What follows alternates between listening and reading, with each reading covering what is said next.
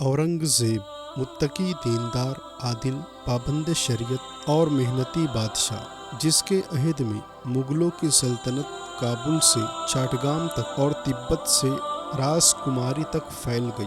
शाहजहाँ के चारों बेटों में सबसे ज़्यादा आकिल और बहादुर शहज़ादा औरंगज़ेब आलमगीर था। तमाम उम्र सख्ती से इस्लामी अहकाम पर कारबंद रहा। तख्ते सल्तनत पर बैठते ही इन तमाम मुशरिकाना रसूम को एक कलम बंद कर दिया जो मुग़ल दरबारों में मुद्दत से चली आ रही थी। हर नमाज जमात के साथ पढ़ता, सुबह से शाम तक सल्तनत के कामों में मसरूफ़ रहता। 90 बरस की उम्र में भी लश्करों के साथ जंग के मैदानों में घूमता रहा और आम सिपाहियों की तरह हर किस्म की सख्तियाँ झेली। अपने ज़ाती खर्च के लिए शाही ख़जाने से कुछ न लेता, बल्कि कुरान पाक लिख कर और टोपियाँ सी कर उसकी उजरत अपनी ज़ात पर खर्च करता।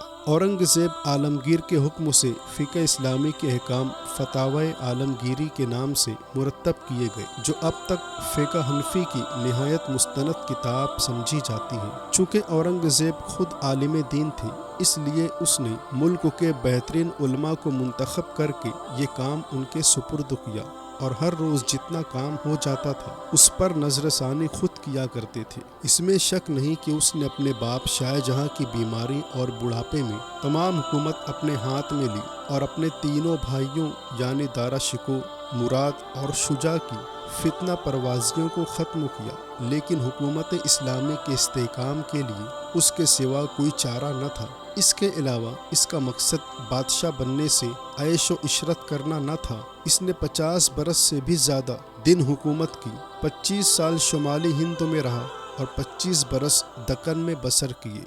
सल्तनत को वसअत दी, मुल्क में अमन व अमान कायम किया, इंसाफ की हुकूमत कायम की। औरंगज़ेब आलमगीर में जहाँ और बेशुमार खूबियाँ थी, वहाँ वो ज़ुबान फ़ारसी का निहायत अच्छा इंशा परवाज़ भी था। उसकी किताब रिकात आलमगीरी इंशाए फ़ारसी की बेनज़ीर किताब है। इस अज़ीमुश्शान बादशाह ने 90 साल की उम्र पाई। दक्कन के मकाम अहमदनगर में था कि बुखार हुआ और 1118 हिजरी सन 1707 ईस्वी में अपने अल्लाह से जा मिला। वसीयत की 4 रुपये 2 आने की रकम जो मैंने टोपियाँ सीकर जमा की है, इससे खुदर का कफन खरीदा जाए और कुरान लिख कर जो 305 रुपये कमाए हैं वो सदक़े में दे दिए जाएं। इंसाफ परवर इस बादशाह का मज़ार खुल्दाबाद शरीफ में मौजूद है।